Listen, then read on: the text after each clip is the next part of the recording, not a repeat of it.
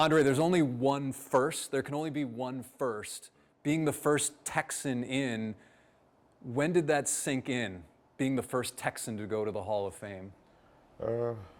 When it happened. When it happened. So it's, man, it was just a great feeling.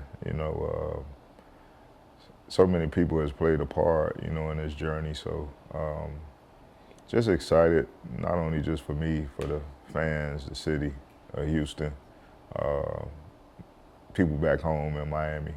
So, they'll all be there and we all get to enjoy it together. Best advice you've received about writing a speech or the week ahead? Has anyone really given you some great advice on how to deal with all this? Yeah, I probably talked to Adrian James the most. He just told me, he was just like, I remember when it first happened, he was just like, hey man, start working on your speech. And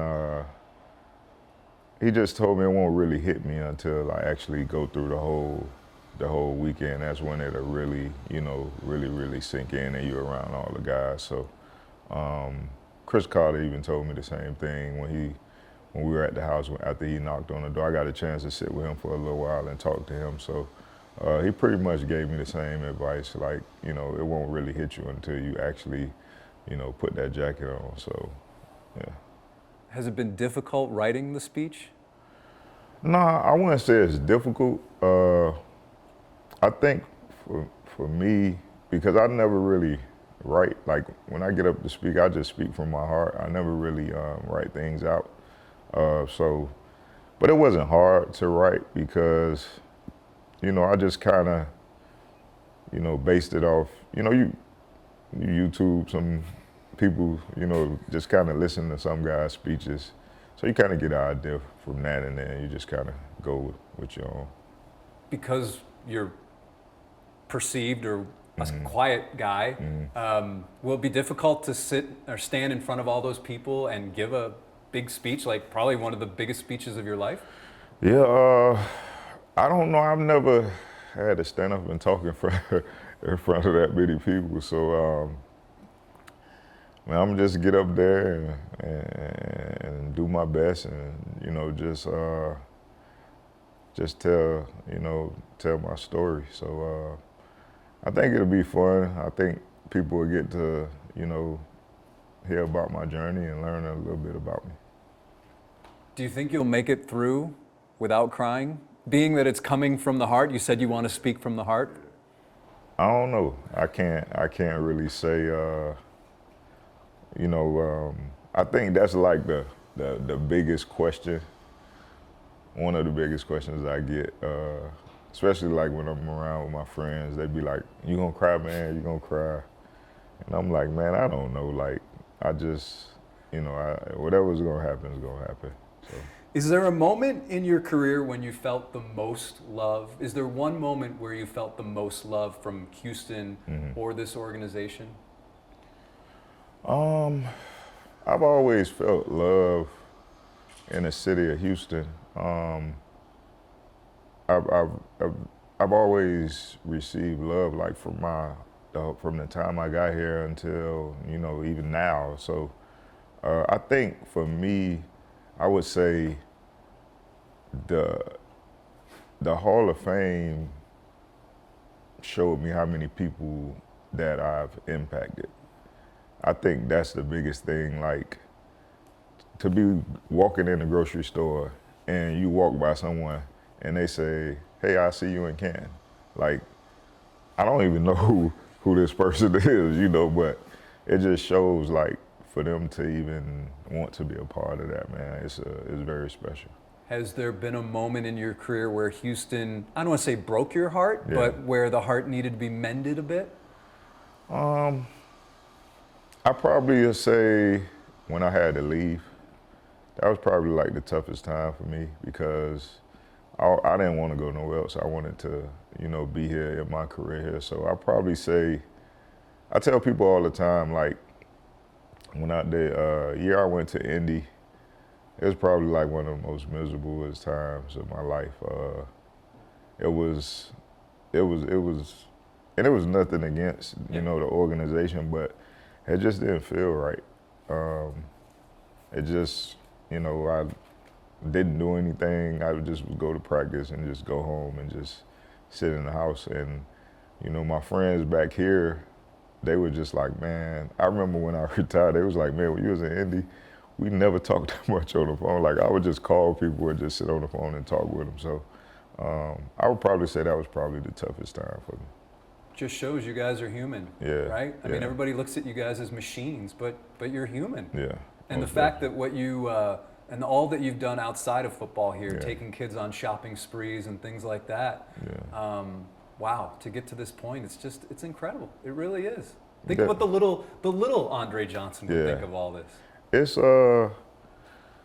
It's crazy. I've been out and I've had people come up to me and they was just like, hey man, you gave me a bike, you know, when I was in school, and, you know, things of that nature. So, like I say, I think this Hall of Fame thing has just really showed, you know, how many people, you know, you're able to impact just by playing the game. So you just never know, you know, who you have an effect on. This is not often talked about with your career, your athletic career. 2002 Big East 60-meter dash champion, 100-meter dash champion. What did track and field teach you as an athlete? Well, to be honest, I ran track in high school. I ran track Little League for maybe like a year or two. I ran track in high school, and but I never really took it serious. It was just something I would do to like kind of stay in shape. And I don't know, like when I got in college, you know, I ran, same thing, just was more of like kind of to stay in shape. And I don't know, like one day I was out there, I was at a track meet and I ran, and I was just kind of like, you know, I could actually probably be pretty good at this. So me and my track coach, because I never would go to practice every day. You know, I would go a couple times a week because we would still have like football training and things of that nature. But it was one point I just started going like every day. Like even when I would have weight training, I still would go out on the track and practice. And you know, he told me, he said, man, I think you got a chance at, you know, winning the Big East. And that's when I really started to kind of take it a little more serious. And I was able to, you know, become the Big East champ. Is there a Hall of Famer that you are in awe of?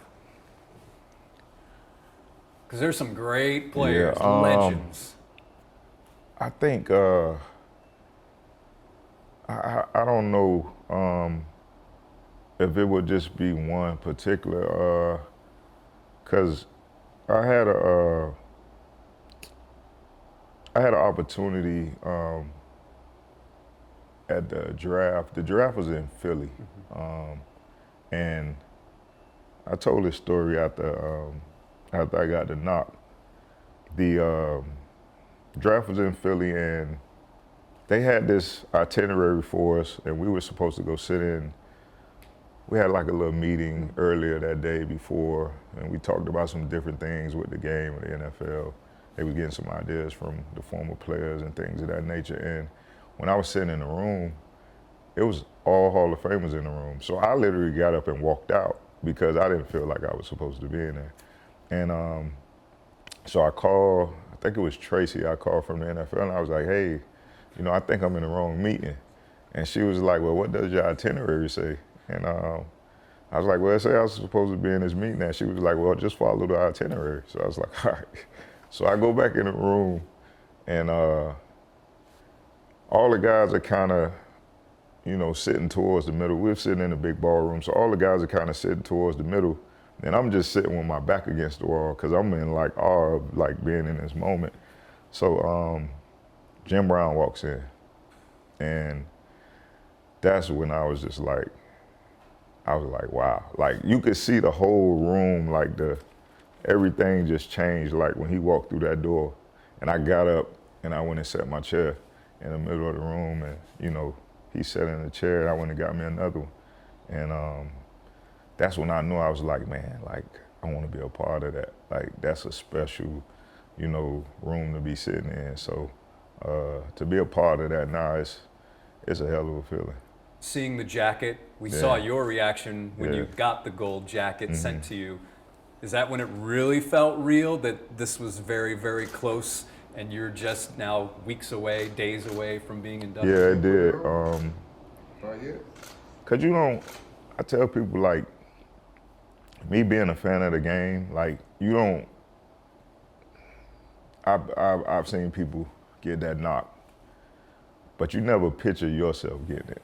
And out of everyone I've seen get it, I've never imagined like what would that feel like if it happened to me. So, and I never pictured myself having a gold jacket. So, you know, when I opened that box, I was just like, man, like that's when you really start to feel it and really realize it's real to, you know, open it up and see your 375 and your name and stuff, and it feels really real, man. Andre, thank you so much for the time, and we'll see you in Canton. I appreciate it.